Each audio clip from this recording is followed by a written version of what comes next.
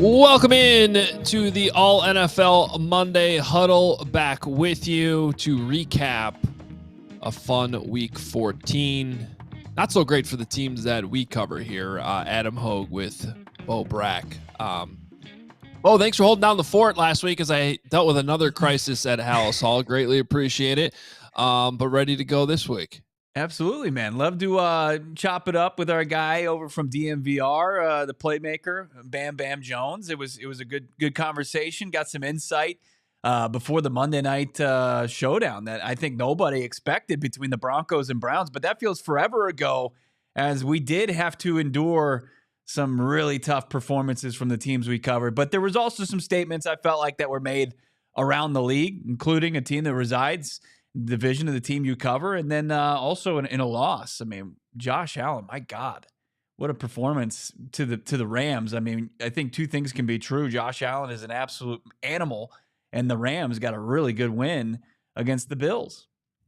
Yeah, we're going to spend some time talking about it. Was kind of an important day in the NFC West, it felt like. I mean, obviously the game your Cardinals were in, and I'm sick about it. Seahawks. Yeah.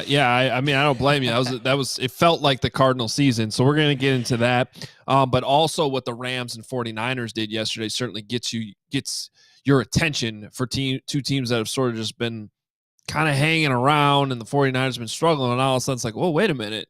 This could get interesting here in December. So a lot to discuss there. We're also going to have Zach Berman from PHLY jump on to talk about what turned out to be a more interesting Eagles game than I think we all expected yesterday against the Panthers. And we got to sort through that. We'll also, with one of our All-City teams playing tonight on Monday Night Football, we'll get Clarence Hill on from DLLS to preview tonight's game between the Bengals and Cowboys. Not the most exciting Monday Night Football game of all time, but still a football game that's being played, and we need to enjoy it while we still get them. All right, let's start as we normally do with our best and worst of the day. I'm going to start with my best, and that goes to SoFi Stadium with this Bills-Rams game, but specifically one player, and even more specific than that, one play. But Puka Nacua was awesome yesterday, but the catch he had on the sideline, I still don't quite understand the physics. It's like gravity pulled his feet down more than normal to get those toes to touch down on the turf inbounds. An outstanding catch from Puka. Great game from him. And the Rams went on to win that game. Good ball from Stafford too, where only Puka could catch it. What an outstanding play. And then my worst is, I toyed for this actually being one of my best because it entertained me so much. I tweeted it out this morning. I've watched this play so many times in the last 24 hours. But in that Vikings-Falcons game, one of the 5 touchdowns that Sam Darnold threw in this game, one goes to Justin Jefferson, and it's Falcons cornerback D. Alford. First of all, there's a blown coverage, and then he's running straight backwards. He seems to know where the ball's going, but then for some reason turns around to the opposite shoulder, like the throw is going that way, or there was another guy there. I'm still not quite sure. He turns around all the way around and then just ends up falling down. And it was hilarious. And then Justin Jefferson's like, okay, thank you. And then he scores. So I toyed with that being my best because I felt like it was like my most entertaining play of the day. But for D. Alford's sake, I think it was the worst. Yeah, that was you could cue up the Benny Hill music for that highlight, and it would probably hit even harder. But yeah, that was one of the more entertaining moments for sure, and it is right up there as far as the best and the worst all combined into. It's like the good, the bad, and then there's the ugly. There's that statement win from the Vikings, who continue to just win, and win in impressive fashion. I know that game was probably a little bit closer than the final score shows. They hang 21 in the fourth quarter to kind of make it a laugher at the end of the day. Bucks continue to win football games against bad opponents, and now with that Falcons loss, have put themselves in the driver's seat in the most brutal conference or division in the NFL, in the NFC South. I got to give a tip of the cap again to the Steelers to get another win. They improved to 10-3 and distanced themselves in a tough division in the AFC North.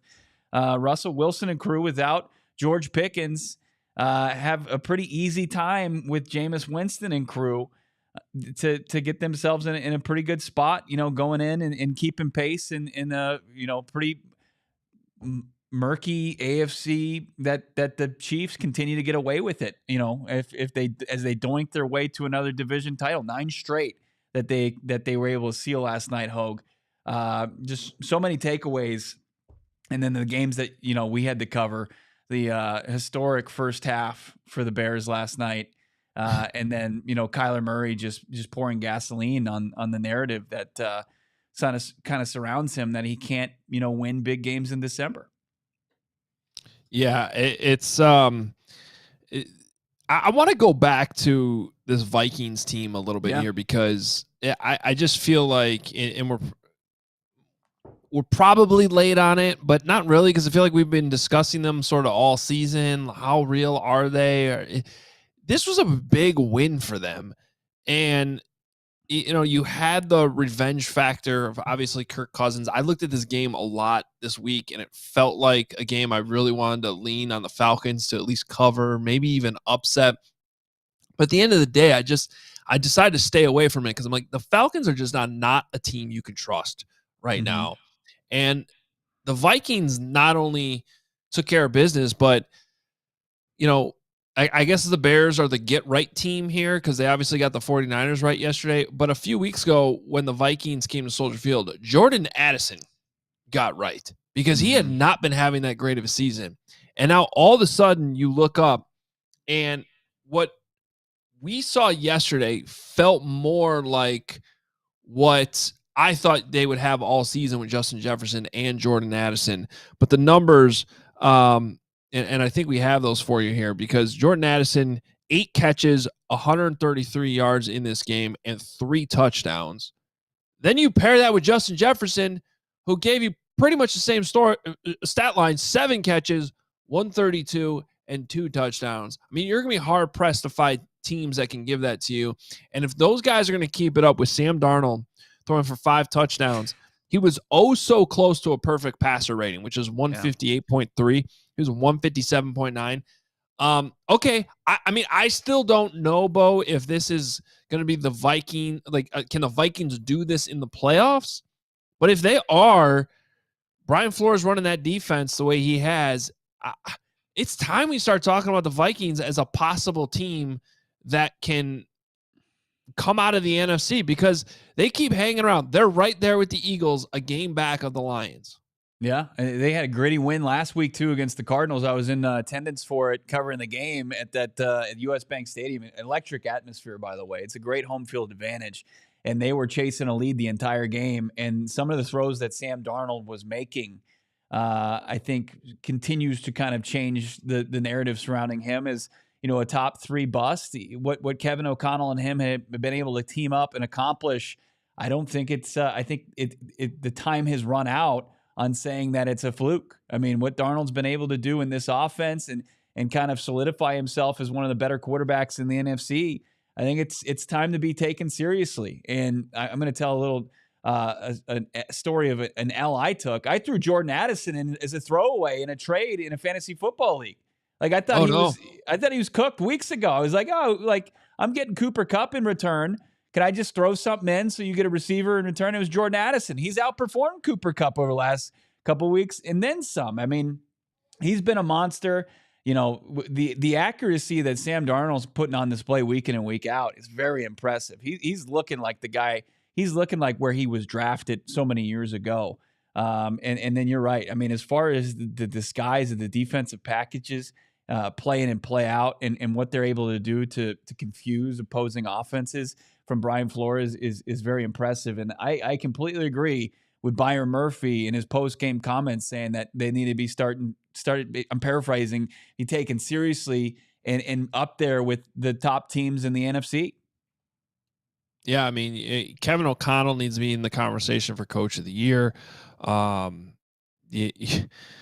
especially when you consider what Sam Darnold's doing.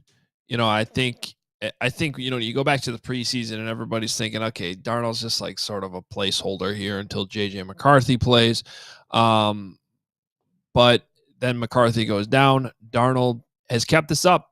I mean, I'm still waiting for the barrage of turnovers to come, because this has been what's plagued him throughout his career.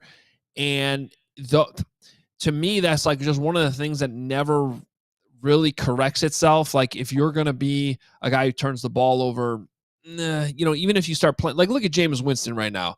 Like, Jameis Winston, I want to give him credit for what he's been doing and kind of this renaissance he's been on in his career.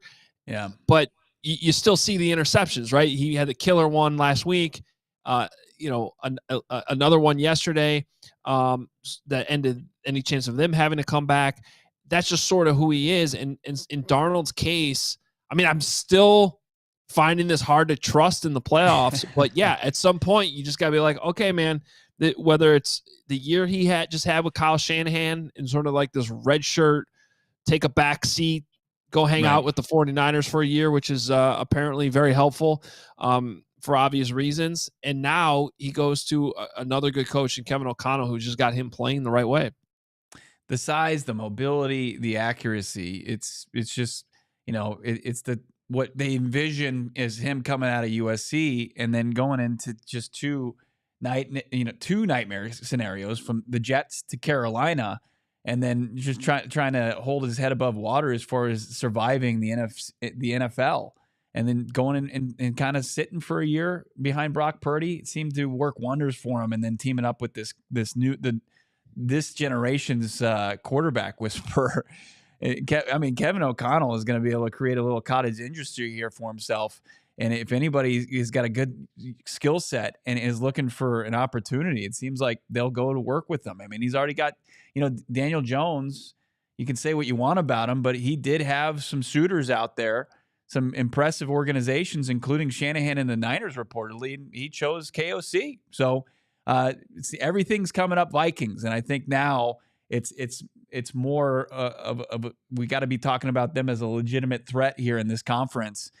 Instead of just like, hey, it's a nice story. They're making do without their first round pick at quarterback, and they've got a good roster in place. They're a legitimate threat in this NFC if Sam Darnold continues to play like he did. Some of those throws I saw in person were incredible. Like he was just cutting through defenders and hitting Justin Jefferson and Jordan Addison for big games, big explosive plays, and he was also just mobile enough to extend plays. And that's really what you need in modern day NFL. Yeah. And look, it's not like he hasn't turned the ball over. He does have 10 interceptions on the season, but 28 touchdowns, 10 interceptions, completing 68% of his passes. You can live with that. And I saw that comment from Edward, which I actually probably, pretty much agree with. He's a product of the system and the coach, and any team who signs Sam Darnold next year is going to be disappointed. That wouldn't shock me if that's how this plays out. But the coaching is legitimate, because you look at, you're 11-2 in this tough division. On offense, you got a great mind calling the plays. On defense, you got Brian Flores is somebody I hope the Bears take a hard look at. Now, there's a lot of politics involved in that, obviously, but I still think he can be an outstanding head coach in his next stop. So they have the coaching in place, to me, to be able to put together a great game plan against a team like the Lions, against a team like the Eagles in the playoffs, and potentially get out of the NFC. I'm not saying that's my pick right now, but it's time we start taking them more serious. And a side note in all this too, okay, product of the system, product of the coach. It felt like it at the time, and I believe it even more. This is not the season of JJ McCarthy, but when he comes back next season, what a great situation he got drafted into, because it gives you a hell of a lot of confidence about, if you look at what JJ McCarthy's strengths and weaknesses were coming out of Michigan, what a perfect situation, Bo, for him to go into Minnesota with his coaching staff and be able to have success. Yeah, I mean, take preseason play with a grain of salt, but JJ McCarthy looked great in the preseason. I mean, any quarterback that's played under KOC has looked good. I mean, O'Connell was able to have a Linsanity moment for Joshua Dobbs at one point last season. He's just been able to really take chicken crap and turn it into chicken salad with some of these quarterbacks, and it's not going unnoticed. And now I think that they've reached a point where I don't think you can deny what these results have been, especially in what's been the most competitive division in the NFL right now in the NFC North. The thing, going back to your Flores comment, like the biggest key with him is if he's going to be a legitimate candidate, he's got to be bought in on Caleb Williams. You can't have a Tua repeat with what happened in Miami, because that was just what was his downfall. Yeah, 100%. At least you can vet that out right in the process, though, a little bit. That, by the way, 6 straight wins now for Minnesota. Both of their losses this season came in a stretch of 5 days where they had to play Sunday to Thursday. Other than that, imagine covering the Vikings this year. That'd be just good vibes all the time. It would seem. Kind of like what's going on in Philly as we bring in. Has there been enough adversity for your taste, though? I mean, real quick, I know we got Zach, but have they faced any like true adversity? Like, because sometimes like you need to be a bit battle tested. Is it enough for you to? Is that the only thing maybe they're lacking as far as their resume so far? Okay. If you're talking about in season, yes, but let's not forget their first round quarterback out for the season in training camp, and they literally had a draft pick die in the summer, like in all seriousness. So like they were, you could say, candidates for, having, kind of a season from hell, sort of like what the 49ers have dealt with. But they would have gotten a pass. Like if things didn't go well, people were like, well, yeah, these are the circumstances they were dealing with. And instead, the coaching staff has held it together. Another reason why you got to take Kevin O'Connell serious for coach of the year. By the way, for Atlanta, that's their 4th straight loss. They are certainly reeling. And if you were smart enough to bet the Tampa Bay Buccaneers a few weeks ago to win the South, you're probably feeling pretty good about that right now. We'll now go to our guy, Zach Berman, who joins us now from PHLY. Looks like he's out and about today, too. Zach, a tighter game than you guys probably expected yesterday. That was just inches away, quite frankly, from the Panthers coming away with a win and what would have been an incredible game-winning touchdown drive for Bryce Young. Yeah, if you obviously watch our show and check out our coverage and just walk around Philly today, it doesn't seem like the Monday after a win. There's a lot of frustration about the way the offense played, in particular the passing game. Now, you can say that when you're 11-2 and on a 9-game winning streak, that might be unfair. Although the reality is, when you're 11-2 and on a 9-game winning streak, the barometer for the team is not can you beat Carolina in week 14. It's what will it take to beat Detroit in January, what will it take to beat Kansas City in February. And the reality is, a passing game that has fewer than 100 net yards passing, when A.J. Brown doesn't get more than 2 targets going into the 4th quarter of the game, that's problematic. And so these are things that the Eagles need to look hard at and address during these final 4 weeks of the season. Yeah, I highly encourage people to go check out, not only follow Zach, but his colleague over there at PHLY, Fran Duffy, doing some great breakdowns as far as the passing attack. But like, how big a concern is it right now, Jalen Hurts? I mean, you asked A.J. Brown point blank yesterday. He said, what's slowing him down? And he said, passing. Where is maybe some where can they make some headway between now and the end of the season in that department? Throwing AJ the ball, and it seems simplistic, but that's the reality of it. He might be the best receiver in the NFL, as well as Saquon Barkley's playing, as good as Jalen Carter is, Lane Johnson. I think AJ Brown's the best player on the team. For AJ Brown to be, like I said, go into the 4th quarter with 2 targets, that's his fewest of any game since being on the Eagles when he's been healthy. That's problematic. So AJ appeared a bit frustrated coming off the field after a 3 and out in the 2nd quarter. and his frustration was justified. I don't think this is the tendency of like a diva wide receiver. I think this is the tendency of a competitor who knows that the best way to win is to get your best players the ball. And the Eagles are fortunate enough that they won that game. And Saquon breaks the franchise record, has over 100 rushing yards again for the ninth time this season. But and I get it's kind of selective, or fans elsewhere where might say, why are you saying but after another win?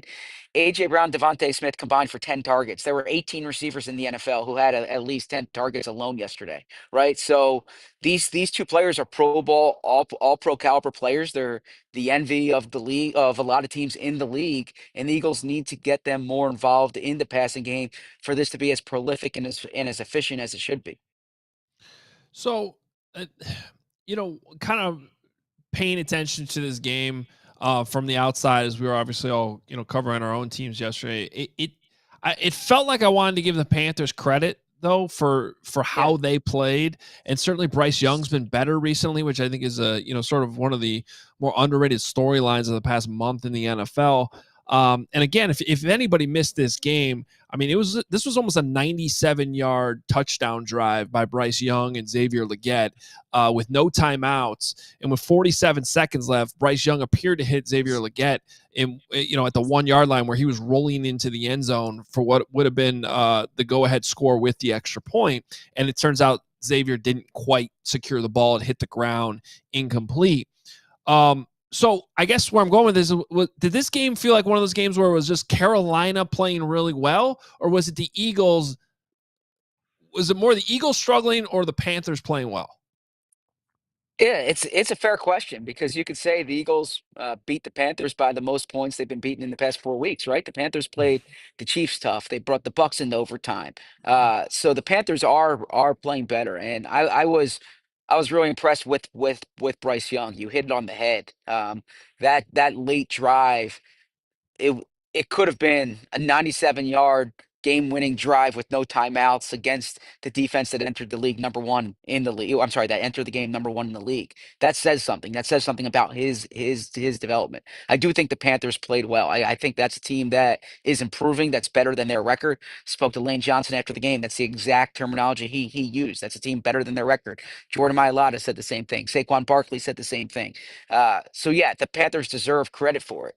That said, I thought there were opportunities for the Eagles, particularly in the passing game, and I keep going back to that, and that's where I think the Eagles got in their own way. I don't think that was a byproduct of the Panthers' coverage. I don't think that was as much a byproduct of the Panthers' pass rush. I think when you're talking about the passing game in particular, you give I put that more on the Eagles didn't play well. I think when you look at how close the game was overall, the fact that the Eagles were 13.5 point favorites and Panthers almost won that game, I give the Panthers credit for that. Especially when you consider, you saw the person who bet what $3 million on the Eagles money line, biggest bet. So yeah, I mean the Eagles were expected to smoke this team, and I'll say this too, the f- the fact that the Eagles didn't play their best ball and won is a good thing, because the reality is they're coming off a huge win against Baltimore, a primetime win over the Rams. There's a tendency to have a letdown, and they wouldn't be the only team to have a letdown. For them to win and not play well is a good thing, but they need to play better. I know we're going to get deeper into the Saquon conversation. It's a weekly event here on the All City Monday Huddle, but Saquon 20 carries, 124, over 6 yards per carry. Is the passing attack, does it fall victim in a sense to getting into a rhythm with Saquon rolling on the ground? Like, is it possible to create a negative out of that at all? It's a valid point, and some of the receivers say they do need to get in like an early rhythm.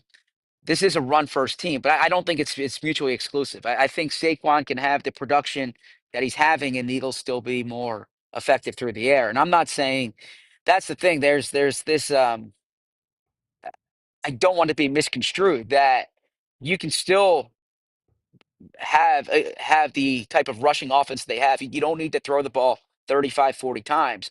but you need to be more efficient through the air. If you're going to have 26 dropbacks in the game, then AJ Brown needs to be more involved, and Devontae Smith needs to be more involved, and you need to have more than 100 net yards passing. But you do raise a good point, and this is a run first team. That is the formula that's been working for them. And Saquon Barkley's on a historic pace. He's on a pace to set the NFL single season rushing record. And when you're 4 games out from the end of the season, when you're in December, you can realistically have those conversations. So the Eagles won't pass the ball like the Steve Spurrier Florida teams used to, but they can strike a good balance, and they do need to get involved. They do need to get their star receivers involved early. The Eagles haven't scored a touchdown on an opening drive this season, which when you think about the fact that they're 11-2 and they haven't done that, that says a lot about how they recover. 3 of the past 5 opening drives, AJ Brown hasn't been targeted, so that shows you there are ways that he can be schemed up. Now, when you watch the film, when you mentioned Fran Duffy's broken this down and has shown there are plays that are schemed up to get AJ the ball. It's incumbent upon Jalen Hurts to get him the ball. All right, well, let's have that Barkley conversation now in terms of these records, because here's what he needs to do in the final 4 games. I'm sure you guys are talking a lot about this in Philly, but last 4 games, if he wants to break Eric Dickerson's NFL single season record, he needs to average just under 121 rushing yards per game at 120.75. And then to just become the 9th running back to get into the 2,000-yard club for a single season certainly seems doable with how he's been playing. If he can get to 94.25 yards per game, so just, get to 95 per game over these last 4 games, that seems doable. It's interesting, Zach, hearing you talk about sort of this internal battle, though, to get the passing game going at the same time. What do you think is realistic here for Barkley as the Eagles try to figure out their priorities going into the most important games, which will be played in January? I think it's realistic for Saquon to break the record as long as the Eagles are playing competitive games in week 17 and week 18. And that's one thing you have to keep your eye on, because there is a world that exists where Detroit has that 1 seed locked up. The Eagles kind of have the 2 seed locked up. And I don't think the Eagles go record chasing. I think I think what you mentioned is accurate. I think their focus is on what they can do in the playoffs. But if Saquon if the Eagles need to win games, if the Lions stumble here, or if there is a chance where the Eagles need to be competitive in week 17, in week 18, just as long as Saquon stays healthy, I don't see him slowing down. Those numbers that you're talking about are not unrealistic. Like I said, he has 2 more 100-yard rushing games than any other running back in the league. This is standard for him. You look at the defenses they're playing. After Pittsburgh next week, you're seeing the Commanders, the Cowboys, the Giants. Those are teams that he's already run on this year. The Giants, he had 170 yards and didn't play the 4th quarter. And by the way, just imagine the drama of week 18.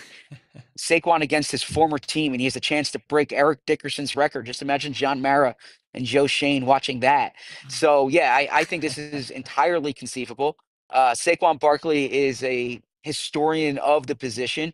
He knows all these numbers. He's heard what Eric Dickerson said. I think the 17th game certainly helps in terms of him being able to get it. But I think at the minimum, 2,000 yards should be a benchmark for him. The last running back to have as many yards as he has through 13 games of the season is Chris Johnson in 2009, and that was a 2,000-yard season for Chris Johnson. CJ2K, man, I remember it. I mean, he got a nickname out of it. Saquon, I mean, if he goes the stretch here, it'd be his first 17-game performance of his career. I got to imagine these next 2 games are going to be telling and dictate if he does go for it, don't you think? I mean, with huge matchups against the Steelers and the Commanders, they can wrap up the division, I think, with a win over the Commanders, and it just seems like if he's going to do it, he's got to have some big time performances. I'm sorry. I missed that part of the question. A phone You're call good. was coming in that. Yeah, You're you good. got I me. was just saying. I mean, you mentioned the upcoming schedule. I mean, because if they were to stumble against the Steelers or the Commanders, probably takes them out of vying for that top spot because the margin for error Yeah. is not there with the Lions rolling. I mean, I got to imagine like these next two games, if we're looking at what he needs to average, they got to be pretty. These next two performances against Pittsburgh and Washington, it's got to happen. He's got to have some big games there if he wants to have a real shot. The last two games pretty much could be meaningless.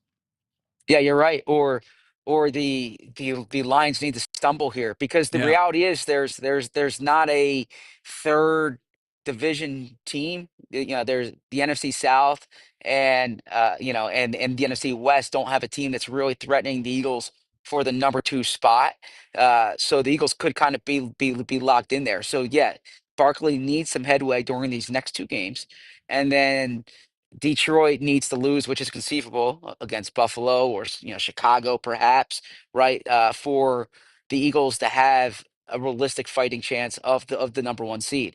I don't think the Eagles are going to start sitting players with 2 games to go, but it's more that Week 18 game. I think even if Saquon has a chance to break that record going into Week 18, if the Eagles aren't playing for anything, uh, knowing Saquon, knowing Sirianni, knowing what's at stake for the Eagles this season. I don't think they put him out there to get like 150 yards Yeah. when they could be playing a playoff game 6 days later. All right, well then I'm going to root for the Lions and Vikings to keep winning. There you So go. because the storyline of him doing that against the Giants in Week 18 would just be phenomenal. So I'm all about the storyline on that one. Zach, thanks so much. Great work as always, and everybody should be following Zach at ZBerm on Twitter. He's on Blue Sky as well. Great stuff for PHLY. Thanks, Zach. Thanks, guys. Appreciate it. All right, Looked there like he was in Zach. the open to Fresh Prince of Bel-Air there. I thought he was out on the playground playing some hoops. It's the outside of the PHOY building. They have this huge mural behind That's cool. it. Oh, okay. That makes sense. Yeah, I was wondering what was going on there. But great stuff. I want to, shift here from the Eagles storylines, and the teams we've kind of talked about at the top of the NFC. By the way, the Lions, obviously, it feels a while ago now, that Thursday win over the Packers, which was big. So they keep things rolling. But this NFC West, Bo, yeah, it was an interesting day from my perspective because I mentioned it off the top. Like, you have two teams, certainly the preseason favorite, the 49ers, who have been, just for a number of different reasons, having a season from hell. And they've been getting crushed the last couple of weeks. Their point differential was like -50. And they just, from the very start yesterday, killed the Bears. So, and you could say, oh, it's the Bears, but the Bears did just take all 3 NFC North opponents down to the last play going into this game. So it was, to me, nonetheless, a very impressive win for the 49ers. The Rams, obviously, you beat the Bills. That's an impressive win. And they're just kind of hanging out. Meanwhile, the Seahawks and the Cardinals had what felt like a must-win for both of those teams, but especially the Cardinals. So let's start with there, because that's the game you were covering, obviously, as we sort out this NFC West. But just how devastating of a loss was this for the Cardinals? And I'm wondering about the culpability of Kyler Murray, who was really having a great season. But as we've had to kind of talk here in the last few weeks with this Cardinals losing streak, there's been some crucial mistakes made at crucial times, especially against Seattle. Yeah, I mean, and Kyler took, the lead as far as in responsibility for the loss. Just said it's on him. He's the reason they lost that game. But the Cardinals officially made impact on the lowest valley of the season yesterday with their 30-18 loss to the Seahawks. I mean, they're free falling from the highest peak, going into the bye. They've now lost 3 straight, and Kyler Murray poured gasoline as far as the narrative that he can't win in meaningful games in December with a pair of brutal interceptions on back-to-back drives. That was on the heels of a long touchdown pass to open up the game to Michael Wilson. So, loss torpedoes the Cardinals' playoff chances. It's officially on life support. if they won that game, Hogue, there was like a 70% chance that they were going to win the West. And now it's all the way down. It's dwindled to about 11% chance. So like about a 1 in 10 chance that they make it. Now there's a path back to playing relevant games at the end of the season. They got a good game, a game against the Patriots coming up this week, winnable game. They got a game against the feisty Panthers after that. That's another winnable game. So they can get right back to over 500 with 2 games to play against the Rams and the Niners. But I think that this was their opportunity. I mean, this loss, I still think kind of takes a back seat to what you were talking about. Kyler Murray kind of being spotlighted for his poor play down the stretch. The 2 picks yesterday was now, picks 4 and 5 post-bye. And I think to answer the question, everybody's going to be asking is Kyler Murray a franchise quarterback that can win games? The data now in year 6 is pointing to no. I mean, it's nearly drawing dead, at least for the rest of the season, as far as opportunities to change that narrative. And it's really unfortunate because I think he's had a good season. It's just he's fallen short in these big moments for the Cardinals where they were kind of in the driver's seat going in the bye. I still look at this Cardinals roster and, kind of where they were coming in the season.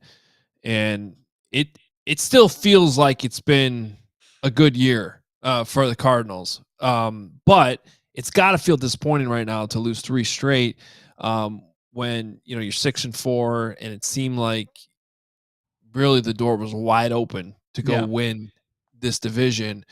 I guess big picture wise, how are your feelings just about where this Cardinals team is headed? Let's assume no playoffs this year. Right. But do you still look at the season like a step in the right direction for Jonathan Gannon as he's building this program? Yeah, I mean, this is clearly a stepping stone season. It can still be utilized that and looked over as a net positive for this team. I think if you were to ask this fan base before the season began, if they finish 8-9, 9-8, they would sign up for that. I think people will run with a Sharpie to sign up for that. But context matters, and to see some of the wins they had, it would make a lot of the fans happy, and it has made them happy to play meaningful games in December. Everybody would have signed up for that. But then to kind of see them win games and show they're capable of doing so with the roster in place, but then fall short of renewed expectations. It's a crushing blow to any fan base. I just think that the losses and how poorly Kyler has played through has been critical as far as the narrative continuing with him. But here you talk about bigger picture, the Cardinals aren't moving off Kyler Murray. There's no pivot. There's confidence in the locker room, and there should be. I think there's levels to it, obviously, with quarterback play in the NFL, and they feel like they have a good quarterback. Kyler Murray has to prove otherwise that he can play beyond that. Since he's come back, this has been a team that's hovered around 500, and it is year 2 of a rebuild, and I think that should be celebrated to an extent. But I don't think it gives you an excuse to play as poorly as he has the last 3 weeks. I think that's all. That's, I think, fair to put it that way at this point, and that's kind of leaves you in a interesting spot as a franchise, I guess. But let's shift a little bit to the rest of this division now, because I want to try to sort this all out. I mean, first of all, the Seahawks are sitting there at 8-5. They won 4 games in a row. Certainly, I guess these 2 teams have sort of flip-flopped here in recent weeks over control over this division. The Ernest Jones pickup, I think, has been huge for the Seahawks, and he seems to be like kind of a missing piece that they really needed in Mike McDonald's defense there. You look up, and all of a sudden Jackson Smith-Njigba is, I think, number 5 in wide receiver fantasy rankings. Mm-hmm. 5 catches, 82 yards yesterday, and a touchdown. So another reason why that viral moment at the Super Bowl last year, talking about Shane Waldron, turned out to be the perfect foreshadowing. Is this live? For what was to come, because not only did the Shane Waldron thing turn into an epic disaster in Chicago, but Jackson Smith-Njigba was enjoying an outstanding season without Shane Waldron. So I guess the question becomes here, Bo, can this Seahawks team hold off whatever runs there still is left here with a Rams team that's hard to figure out. Yeah. And a 49ers team that if they can get their shit together here a little bit, you would still think would be the most talented team despite all the injuries that they've been dealing with. The Rams are Michael Myers, man. With McVay, they just won't die. They've had so many opportunities this season where you're like, okay, toss some dirt on them for 2024. Maybe they can retool in the offseason. But they just won't go away. And they had a huge win over Buffalo, as we outlined earlier. It's going to be pretty telling these next 2 weeks with Seattle. I mean, I'm kind of bought in. I think that you mentioned the Ernest Jones acquisition. He's kind of taken over the role of Roquan Smith for McDonald's defense last year with the Ravens that was so good.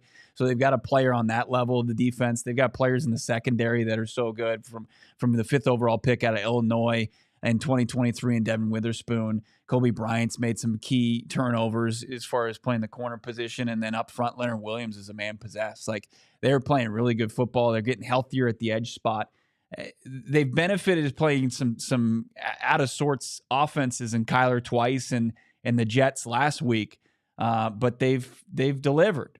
Going up against Jordan Love in Green Bay and then Sam Darnold and the Vikings, we're going to learn a lot as far as like how much should we buy into the Seahawks team.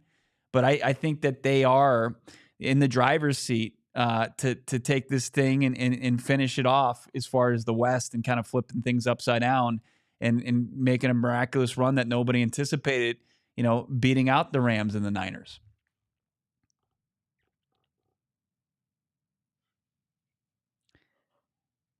Hogue, you muted yourself. But yeah, I mean, Geno Smith plays a huge role in this too, Hogue. Where is he going to be able to make the throws necessary? I think JSN, he creates such a mismatch playing out of the slot, and they're doing such a good job in getting him on linebackers and safeties, and that is a incredible mismatch, and they are taking advantage of it. It's like even a pedestrian quarterback, which Geno can go from pedestrian to above average just with wide receiver play like that. Yeah, and it's I don't know. This kind of for me became like sort of an afterthought division, and now I'm like really intrigued to see how this all plays out here these last few weeks. And I'm still trying to figure out what exactly to make of that Niners game yesterday against the Bears because, I know we were pretty shocked. Not that the Bears lost, obviously, it's the 49ers, but just like that it wasn't even a game.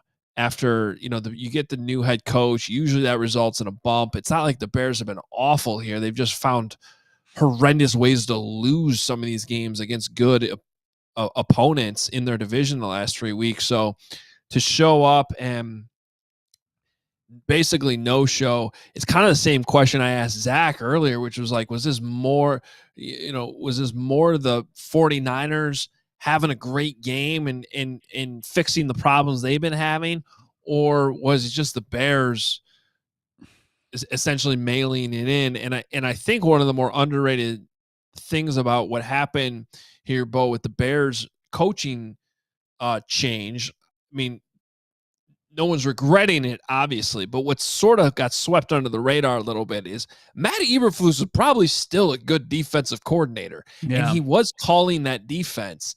And Eric Washington, who took over the play calling duties, he was already their defensive coordinator, but he wasn't calling the defense. Flus was. He was just so outmatched yesterday, it seemed like, by Kyle Shanahan to just have George Kittle running wide open all over the middle of the field. It just, but also from the player standpoint, like there still seemed like there's plenty of defensive talent out there that it shouldn't have been that bad. So I don't know. I don't know if this is the 49ers picking it up, but I would probably, to answer the question I asked Zach earlier, put that more on the Bears, just kind of no showing, than some sort of renaissance that's coming here from San Francisco. Yeah, maybe it was unfair to think like an interim head coach could go into San Francisco. Like the continuity there on that coaching staff that's been in place for so long, and Shanahan can't discount what he's able to do, coach him up. And I know the 2 weeks previous, 25-point or more losses that they sustained. Like Buffalo is just a nightmare situation for them. Going in, you got that snowstorm going, their roster's in disarray. But, credit to them to be able to get back on track and pound them like they did. Brock Purdy had his best game probably of 2024. And Jawan Jennings has emerged as a real good wide receiver in place of Debo and those guys. So he said Kittle, 151. I mean, in Garendo, it doesn't matter who you put back there. And Kyle or Mike Shanahan offense, they get, production from the running back room. So this division can continue to cannibalize itself. San Francisco and the Rams have a big matchup coming up this week. They could even things out, get them to 7-7. The Cardinals could beat up on the Pats and go to 7-7. And then the Seahawks have a game against the Packers, and things continue to be muddled up in the NFC West. And we need to go on to the next week and see if we can find any more answers. Yeah, I don't know if it'll be an elimination game for the Rams, but it feels like it pretty much would be for the 49ers if they're not able to win. The game is in Santa Clara. It is interesting, too, looking at the standings. The AFC has 6 teams that have already been eliminated from the playoffs. And in the NFC, there's only one, Giants. Technically, Carolina's still alive. Not that that's going to happen. But that is interesting to kind of figure out there. So big one Thursday night. And, yeah, we were joking around in the first quarter. The first quarter, if George Kittle was going to break the tight end record for receiving yards in a single game. That's how out of hand it got. And then at one point, Kenny Albert, who was calling the game for Fox, was like, yeah, there's no snow here in San Francisco today. And I was like, yeah, they're also not playing the Bills. Right. A little bit of a different matchup. Right. So, all right. Well, we still have one of our all-city teams yet to play their game this weekend. That is tonight. It is the Bengals and the Cowboys. Probably not the matchup that ESPN was hoping for when they got this one in the spring when the schedule got put together. But we're bringing our guy Clarence Hill now to sort this one out and preview this game for us tonight. Clarence, of course, doing a great job with DLLS. So what should we be excited about? Get us amped up here for this game tonight. We need some motivation. Do I finish my Christmas decorating? I mean, what should I be focused on, or should I actually sit down and watch this thing from start to finish? Do you like points? Do you like Joe Burrow playing MVP level play? Jamar Chase? Do you like points? Yeah. I mean, how can you not want to see Joe Burrow going against this Cowboys defense? The good news for the Cowboys is they could have Trevon Diggs and Deron Bland back in the lineup at cornerback for the first time all season. And a little known fact, Cooper Rush beat Joe Burrow a couple of years ago. This is, you think that this is just this quarterback matchup and Joe Burrow coming in, but the Cowboys beat Joe Burrow in Cincinnati coming off their Super Bowl season in Dallas a couple of years ago when Dak was out. With Cooper Rush at quarterback, and the Cowboys did a good job holding down Jamar Chase. So, that's their hope.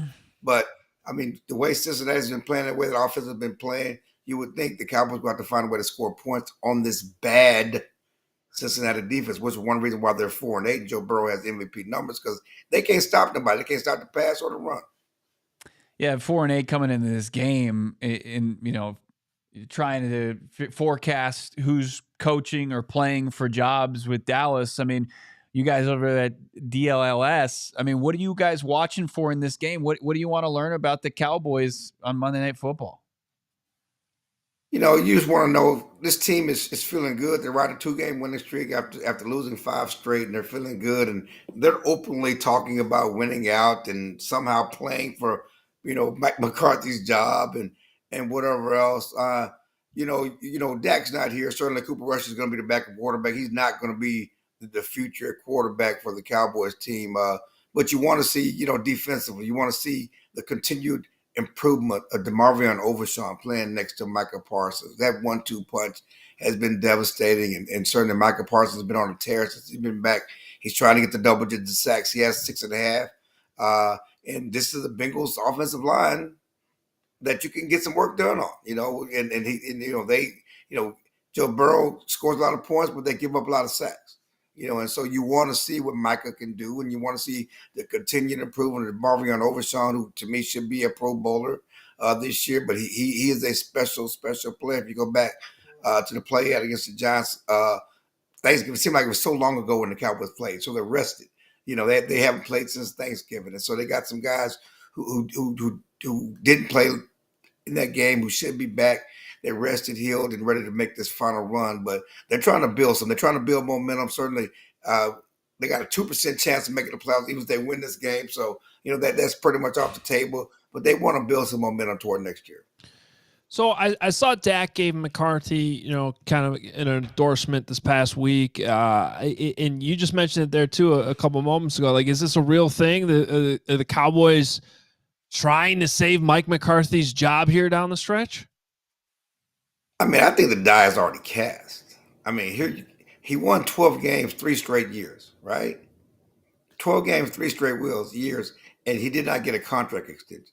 Mike McCarthy came into this season. Jerry Jones said he was putting pressure on all the coaches to go further, to do more, to earn a job for 2025. All the whole coaching staff's on 1-year deals. And I know they've had injuries, and I know Jerry has not played has created a bad environment when you don't improve the team in the offseason. You wait till August to sign Dak and CD. You didn't give Mike McCarthy a chance, but how can you sell bringing him back to the fan base? How can you sell that if they don't not just make the playoffs, but go further in the playoffs? I mean, what's realistic? Them finishing 7-10, know if they can win out and go 10-7. But how can you sell that? You don't give them a contract at 12-5. How you gonna give them a contract at 9-8 or something, or 8-9 or 7-10 or something like that?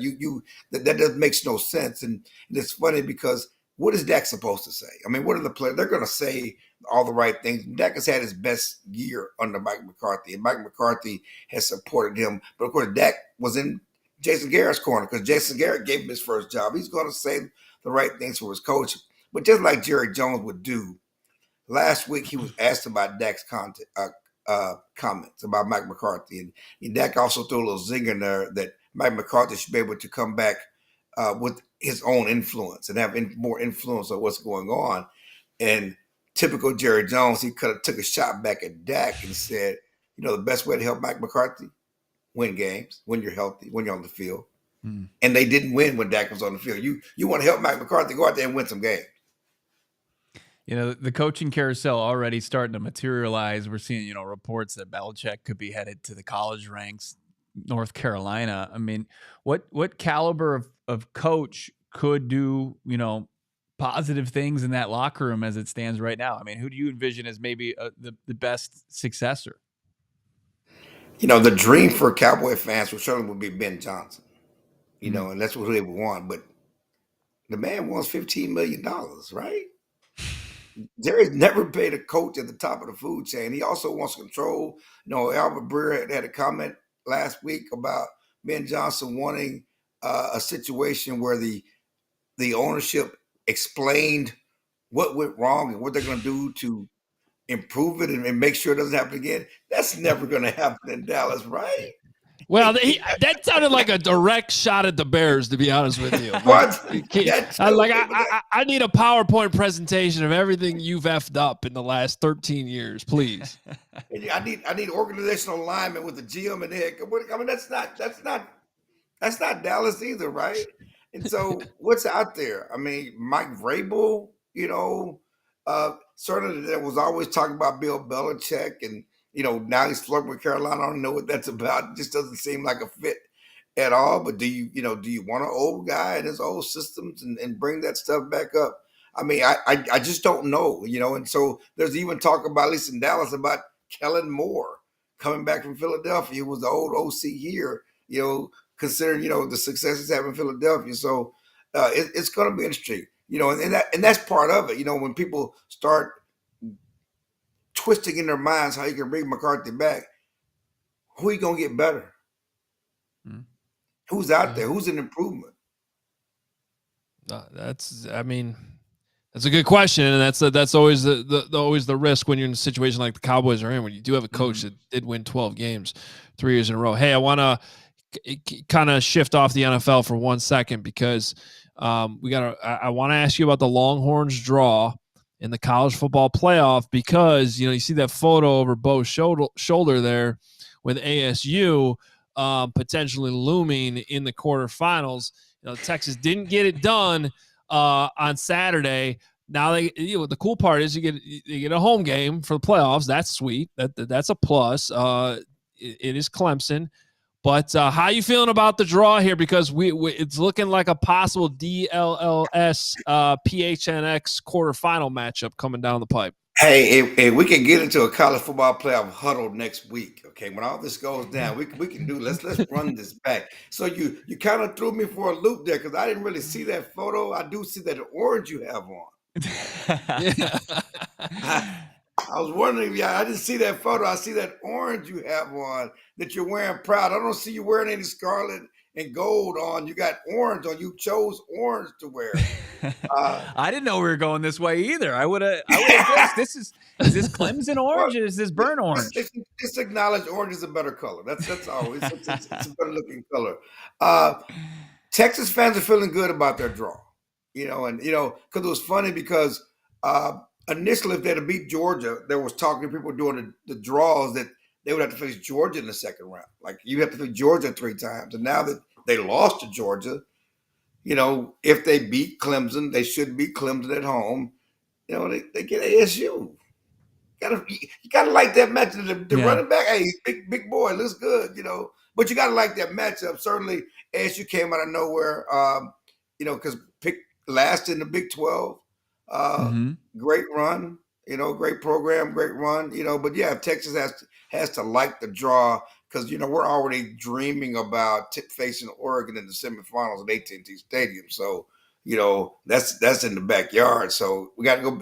You beat Clemson, you have to go to Atlanta again for the Peach Bowl to face Arizona State. Do y'all travel well? I mean, y'all put people in cars. Y'all travel. Yeah, I mean, there was a lot of buzz yesterday. People trying to get their tickets to Atlanta, get to the Peach Bowl. So there's an excitement that hasn't been here since the late '90s when the team went to the Rose Bowl, played for a national championship. I mean, we were talking about Jake Plummer, Pat Tillman days. So it's been a minute. So people are looking to maybe spend some money and get out there. I think they'll have a pretty solid contingent. But obviously Texas, this is something they're used to. ASU's not. So. Can they go in there with maybe a little ignorance, maybe being a little blissful and continue to do things where I think their opponents all the way up into this point, including the Big 12 championship game, were like, well, we drew ASU. We like our chances. So can they continue to ride that out? Scat, head coach, Kenny Dillingham has them in a really good position. But there's a sense of like, hey, they're playing with house money right now, but can they continue to just kind of hit on it and let it ride? Now it's funny because there's a lot of people in media who are from ASU. A lot of ASU alums. Cronkite school, man. It's a solid journalism school. So a lot of sports people in media from ASU. So they're already chirping. They're already talking. Everybody's excited. So it should be fun for sure. Here's my beef though. The first time I wrote about a 12-team playoff was 13 years ago in 2011. I've been waiting for this forever. Okay. How did we end up with 3 playoff games on the same day as 2 NFL games? Like how does that happen? So it's going to be a great day of football, but they got to compete against 2 NFL games on the same day. Yeah, that doesn't make any sense. College and NFL and even the NBA, the NFL is trying to take over the world. They've taken the Christmas Day from the NBA and the Thanksgiving Day Friday, and it's hard to compete. Yeah, I get it. And that was traditionally one of the Saturdays that the NFL, has games, but we got to figure that out. I would think the TV networks, with the amount of money they have invested in this, could come to a consensus on that. Clarence, thanks so much, man. We appreciate it. We'll be watching tonight. You're right. For a game with 2 teams with 2 losing records, there should be some fireworks. Should be be fun to watch Joe Burrow and see how the Cowboys can fare against the Bengals tonight. Thanks, man. Thank you, guys. Say, Clarence. That was a good comeback by you because I was thinking the same thing as I was about to tee that up. I'm like, that kind of looks like burnt orange, but it could be Clemson, right? Too. So, do you have any faith in Dabo getting it done? I mean, the pedigree, the coaching gives you a chance, but I really like this Texas team. I was disappointed they didn't pull it out on Saturday to win the SEC, but that is a tough draw for ASU in the second round, or in the quarterfinals, I guess we call it. I'm just excited this is here, though. We're gonna have some fun matchups and see how it all plays out. It's like Boise State gets the Fiesta Bowl, and the ASU has to go east all the way to Atlanta, where Texas basically just played. I mean, they'll have a game in between. They got a home game in between. So it's hey, I'm glad you were writing about it 13 years ago. You had to bang them over the head about it. And I think college football is better for it, even though they still got to tweak some things. Yeah, well, they certainly do. But I think it's the best that we've ever had it, and we'll see how quickly they screw it up by expanding it. Because I've always said the 12-teamer's perfect because you had all these teams still playing hard in their conference championships because it gets you the bye. You get rid of the bye, and all of a sudden you're going to have situations you don't want. Not that it was perfect, but it was still pretty good. All right. Great stuff. That's going to do it for us. Bo, appreciate it. As always, any final thoughts here as we head into week 15 already? No, we continue to watch the mess, the jumbled division that is the NFC West going forward. We cap it tonight with the game we just mentioned. The Simpsons broadcast on ESPN could add some more fodder to a game that really nobody's interested in. So, I'm looking forward to what week 15 brings. Who do the Bears have next week? The Bears are on Monday Night Football. Apologies to the country. They have the Vikings on Monday. And it's one of those double dips though, because I think the Falcons and Raiders will be playing at the same time. So one of those weeks with two Monday Night Football. They gonna hide them on the app like they did the Cardinals earlier this season. Yeah. Well, out of those two matchups, I mean, Bears Vikings might be the better game, to be honest with you. So that'll be 3 straight weeks of all-city Monday Night Football games. Now that I think about it. So we'll be back next week to talk about everything going on with the Broncos are on a bye this week, obviously, and they'll continue their playoff push on Sunday. So a lot of good matchups coming up in Week 15. We will be here. By the way, whether you might be watching this on CHGO or PHLY or DMVR, wherever you're watching this on maybe on one of the local networks, if you're enjoying the show, please do us a favor. Go check out the All NFL YouTube channel as well. It's a separate channel because we put out other clips on there throughout the week. And as we continue to expand this, that's where kind of your home for all of this will be. So make sure you give us a subscribe and hit the like button for us too. You can also follow us on Twitter at ALLCITY_NFL for kind of all the content throughout the week that we post up there. Appreciate all the love and support as always. For Bo, I'm Adam Hogue. We will talk to you next week. We all silly like the mayor.